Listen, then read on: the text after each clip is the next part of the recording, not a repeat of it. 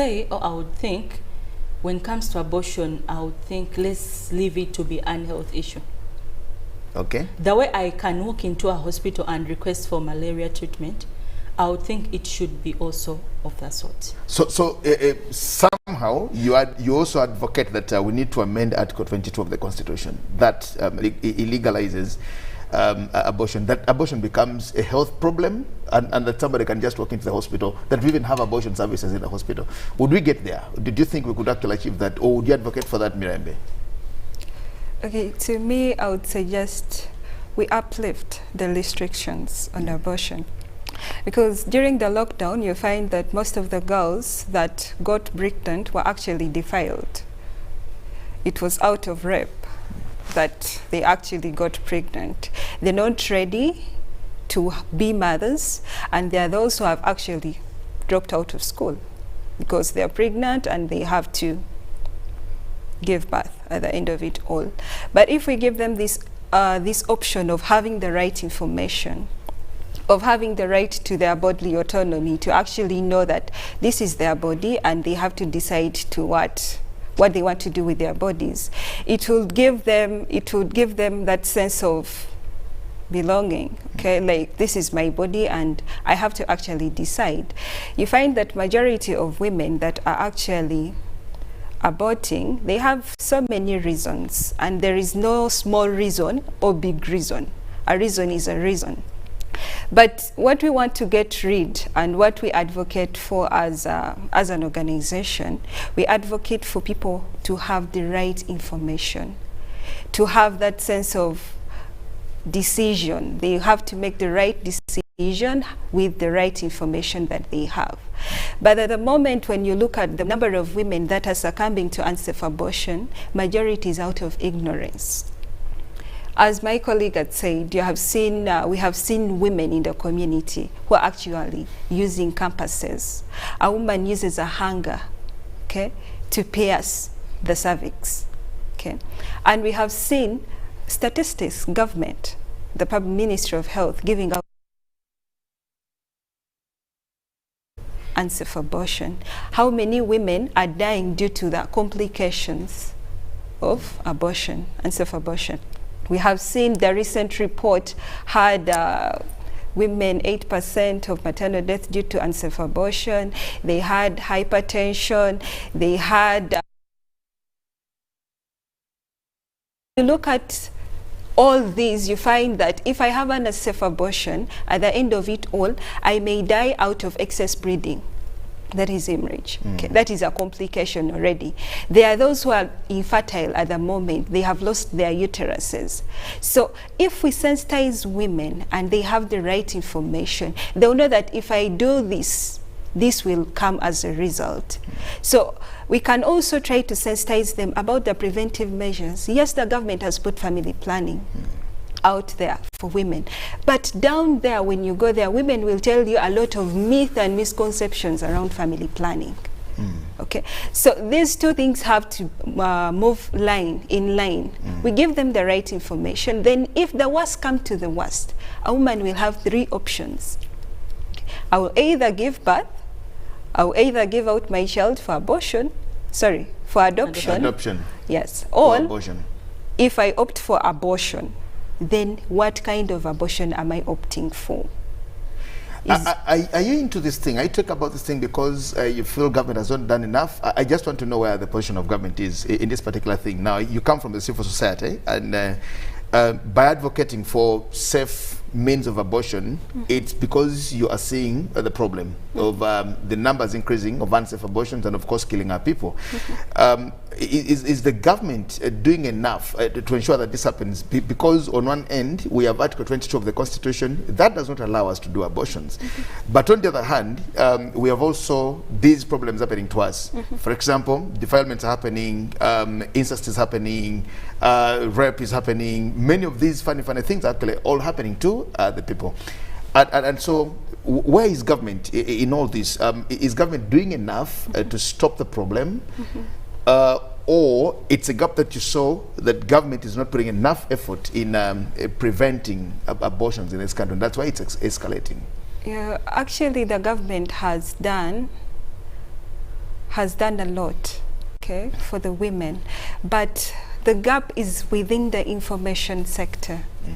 Okay, it is within the implementation bit. Yes, we have post-abortion care.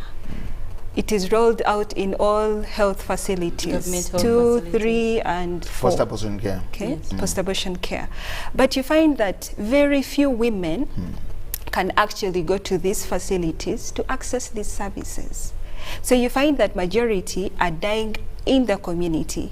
You find someone has used a JIC to terminate, but they're inside their house, okay, and they're waiting for the things to come out. At the end of the day, you find that this woman has actually lost her has lost her life due to unsafe abortion and as a result of excessive bleeding. But if the community has the right information that in case someone does an unsafe abortion, they can actually go to a facility and get post-abortion care. So the gap is within the information.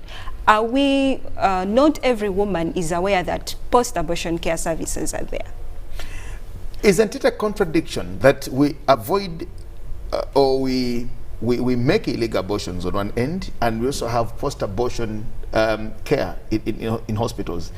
Does it tally? Does it rhyme? Because one, it's a taboo and it's illegal to actually even say, I am going for an abortion or I aborted. Then how do I find it easy to go to hospital to again ask for the PSCs? That's where the problem is. I'm looking at the problem. That's where the big problem is, because if we had at least tried to remove some of the restrictions in regards to abortion, there will not be any contradiction between the two. Because one may think, okay, if they say abortion is illegal and there is post-abortion care, so you leave someone in hanging, not knowing what is the right thing to do. So we think if there is an adjustment in our laws in regards to abortion, it could help reduce the number of women who die due to complications of unsafe abortion. You talked about PSCs, which I think we need to address mostly. Post-abortion care in hospitals. So under which department is this? Because when you go to hospital, is it in all hospitals at all levels, or it's a specialized service at a particular level? Is it everywhere? Is it in all health facilities at maybe health center 2, 3, 4, in referral hospitals? I'm only thinking. And number two, is under what department now that somebody go to hospital to actually ask for post-abortion care? I'm only thinking, because if I go to hospital and I have a sick child, then I know that I'm actually going to, I look for a pediatrician. If I'm moving with my wife to hospital and I know it's a female affair, then I know I'm going to a gyna. Yes, if I'm just generally sick, general medicine, it's malaria, then I just know that's how I'm actually going into the hospital. I am thinking, so because you talk about post-abortion care, what is this? And I'm seeing myself in hospital or directing somebody or finding a girl in hospital and she's going for a PSC. You're the advocates. So then what happens? Because I don't think that the PSC is a tablet that I'll just walk into any pharmacy and actually ask, give me a tablet for post-abortion or something like that. So what happens in that regard? Okay. When it comes to post-abortion care services in the different government facilities, the person you're supposed to see are gynos and midwives services. Because you may not find that you can go to a family planning unit and get it now. And when it comes to government facilities, they have levels. I can give a scenario of Kawempe, you go to level 6. That's where you can get a post-abortion. Kawempe Hospital? Yes. Kawempe, Molago? Yes. You can go to level 6, you can as well as access the post-abortion services. So what happens now to somebody? I'm only thinking, but I'm thinking about somebody who may be watching this program and they possibly aborted yesterday or the other day or a week ago. And what happens if I don't know? I'm only thinking, but what happens? What do they think? What should they do? And okay, in case one had maybe a miscarriage, maybe one tampered with her pregnancy to carry out an abortion, depending on the facilities we're having in our communities, they could be health center 3, 4. The best place to go, I should it could be a maternity ward. Because depending, some of our health center 2s and 3s, they don't have that big setting where they will separate that. In case you want a park service, come here. But the maternity ward handles that very well. In our areas, health centers. But when it comes to these referral hospitals or big hospitals, they are wards. They give you a ward, they tell you go to ward 6. That's where you can be handled from. So in your organization as civil society advocates, what do the people tell you, especially those who come to you? What do they tell you prompts their abortions mainly? What advice do they come to get from you, and what do you tell them when they come to you? Because I'm sure there are those who might even follow you after here. Okay. In most cases, when these women call us on our toll-free helpline, in most cases, some of them want someone to talk to, first of all. 2, some ask, okay, I've had this challenge, where can I go? And in most cases, you have to comfort that person to feel calm. Because in most cases, when someone sees too much blood, they think that's life already gone. So the first thing we do is make them feel calm and as well refer them. What challenges do they tell you that cause abortions to them? There are so many challenges. When it comes to young people, one can tell you, I'm in school. When it comes to the married partners, someone can tell you, I cheated on my man, so I conceived. Someone can tell you, I used a contraceptive, but I got pregnant and I don't know. Others come to us when they were raped. So many causes make women do abortions. What would you want government to do in as far as this is concerned, Mirembe? What would you tell government to do? Because if we are getting to a point of looking and realizing that abortion is now becoming a health problem, a health hazard in this country, that it's not something that maybe people want because we're now considering it as a health taboo in this country. What would you want government to do in as far as abortion is concerned? The first thing that I would request our government to do is to lift the restrictions in the abortion law. We really need a law that gives leeway for a woman to decide whether they want to keep this unborn, this fetus, or they actually want to get rid of it. So it is something that there is a discussion around, but it is something that is really needed, because the government puts a lot of money in post-abortion care, and nevertheless, we still lose mothers, women due to unsafe abortion. So we believe that if we lift these restrictions on abortion, it will really give leeway for women to decide with what they want to do with their bodies. It doesn't take away the fact that these women have religions or cultures. They really do, and they really believe. But because they have this problem that they have that is really a burden to their health, they really have to have a way. They really have to have a solution to the problem they have. So we should not take abortion as a taboo, like you're saying it. No, we should look at it in an aspect of health. Imagine if this is your daughter, if it's your wife, and they tell you, know what, I have an abortion, and the first thing you do is to judge them, bring out their cultural values, bring out their religious values. This is a woman that you find the next day having aborted unsafely, using a hanger, piercing the fetus. She has excessively bled and she has died. And at the end of it all, you'll be invited for the burial, and you go and pay your last respects.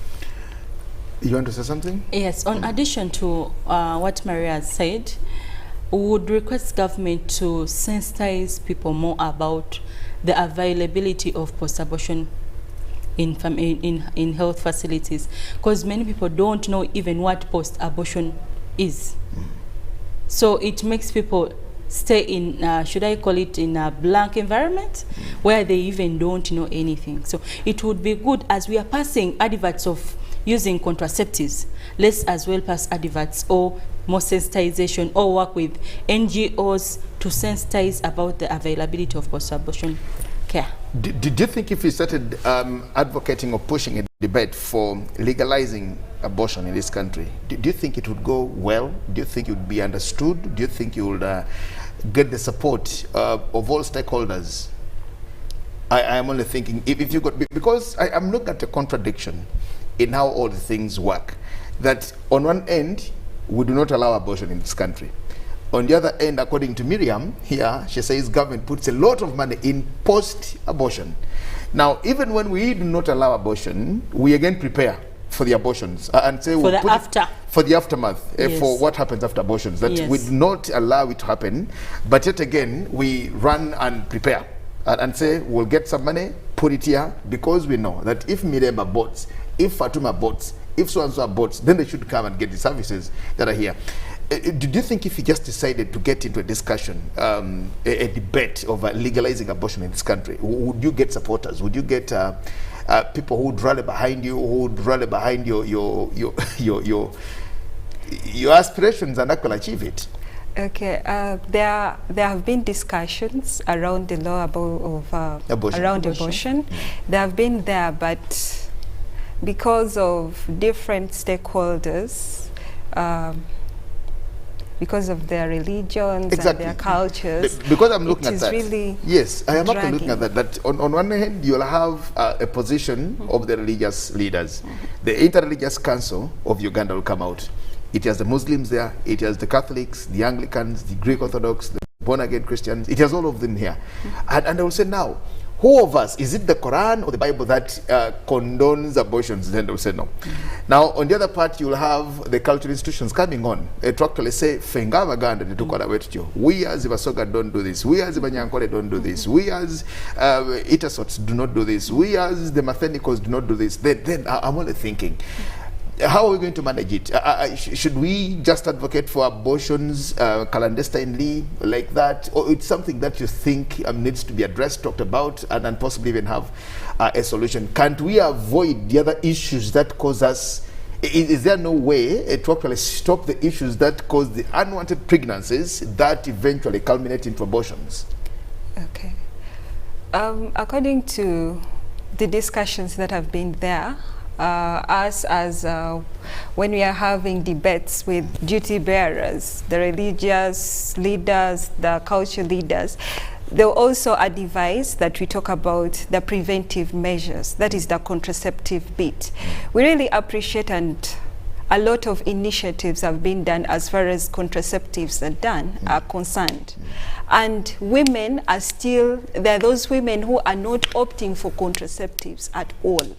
And they get up getting these unwanted pregnancies that actually result into unsafe abortions. So we really need to understand, we really need to sensitize our opinion leaders that despite the fact that we may look at the preventive part, but people understand that contraceptives are there.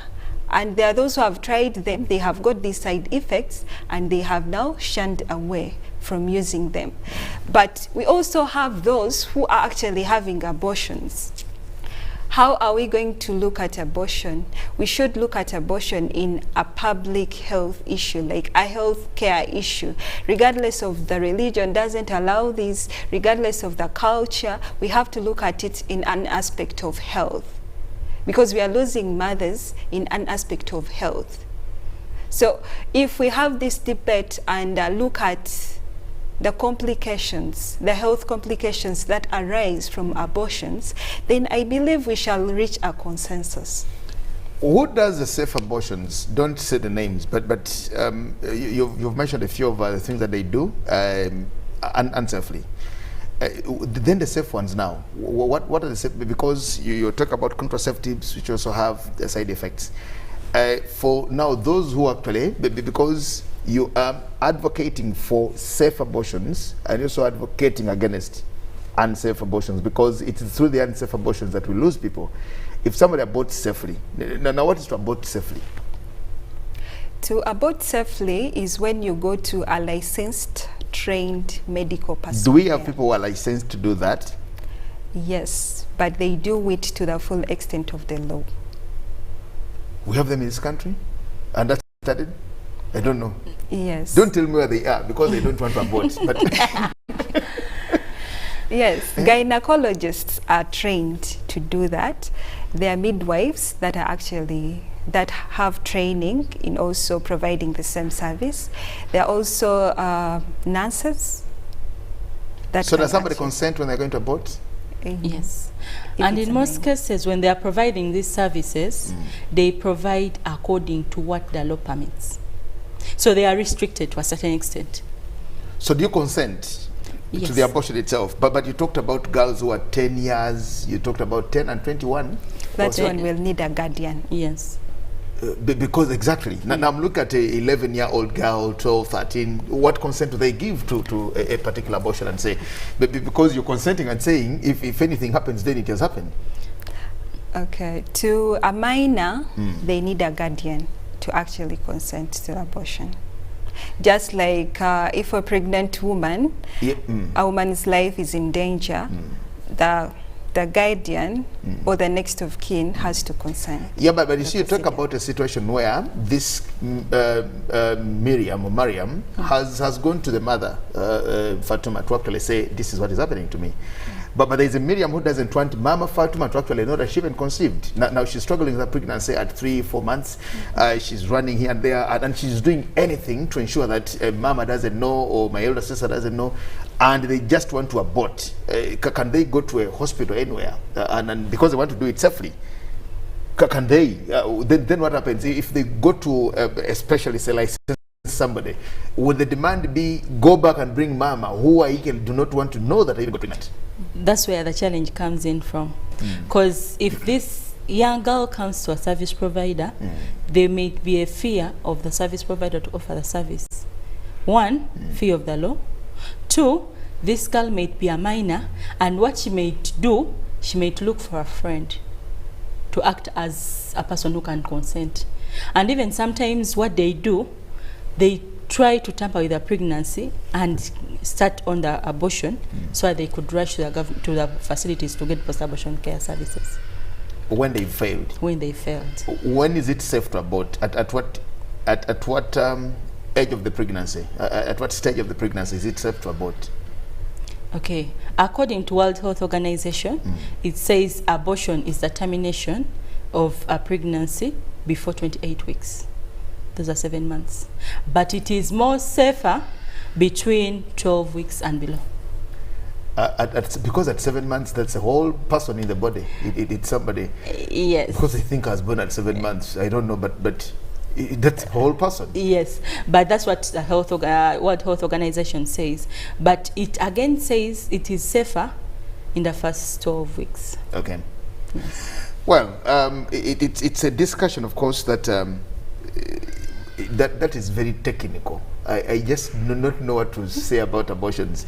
Very constrained in the discussion of abortion and disease. But tomorrow is International Day of Action. Of action.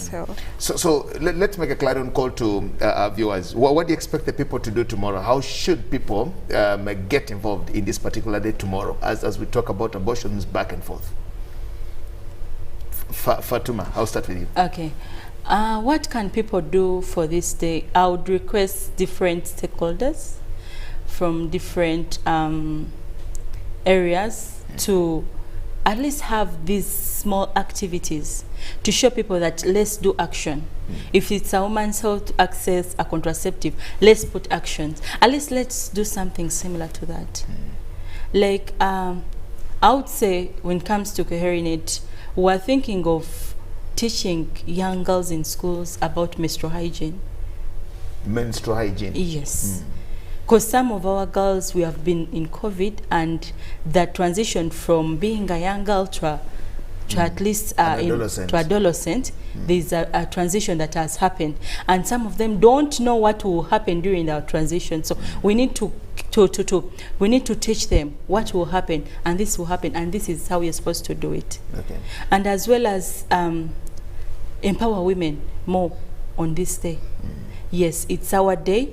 Let's take action. If you need a family planning option, rush to a hospital, get it. So how are you celebrating the day tomorrow? What should the people do, wherever they are, to be part of the celebrations? They don't have to come and look for you and possibly gather somewhere, but tomorrow, in as a way of commemorating the day, the International Day of Action or whatever it is, What should they do? What do you expect people to do? What are you personally going to do now? You as a civil society, what are you going to do, and what should the people do the other side?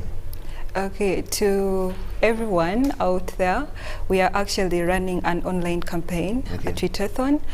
You can hashtag SRHR is essential, all women is health matters, and you can put your comments out there. You hashtag SRHR is essential, or women is health matters. We are actually having a Twitterthon that is going to be running at 2 p.m. and you can follow us at Coherinet too. You shall be able to follow the discussion there. Okay, finally from you, your last comments, your last words to the viewers. My last words would be, as women, it's our day tomorrow. Let's utilize it. Let's take an opportunity that we have been given this day to fulfill our rights, our health rights. And as well as Coherinet, we've put for you a hotline in case you need any SRH services. You can as well as call on it. What is SRH? Sexual Reproductive Health and Rights Services. So you can easily call on it. It's a free line. Kindly let me read it out to the viewers. Please do. It's 0800 247 247 or 0800 347 347. You can call on it at any time and you can be helped. Okay. Thank you. Well, thank you so much, Fatuma. Finally from you, Miriam. Mine would go to all the women out there and girls. Look for the right information from the right resources, and I still call you in case you need information. You can contact us on the toll-free numbers that Fatuma helps you be cancelled, and you get the right information and the right services. Okay. Well, thank you so much, Miriam and Fatuma Nakarembe from Coherinet. Well, I thank you so much, and of course tomorrow is that other day. There are quite a number of days, but well, it doesn't stop us from doing anything. Let's be a part of whatever comes on. Now, it's the world, it's called the International Day of Action. Of Action. For women's health. For women's health. Now, that's what it is. So we call upon all the women to be a part of that, and to also see actually how to manage many of these issues that it causes lots of problems. Now, as we celebrate tomorrow's day, we also need to remember that COVID is still here with us. We need to again get back to the other ways of seeing how to manage ourselves, especially when we get to social gatherings, weddings, funerals, kwanjula, and several of these very many meetings. We need to again up our game and be cautious. We'll stop it here. My name is Gyagenda Ssemakula Ziksoka, wishing you all the best and thanking you for today. For God and my country, good morning until tomorrow on the Pan-African Friday. Blessings.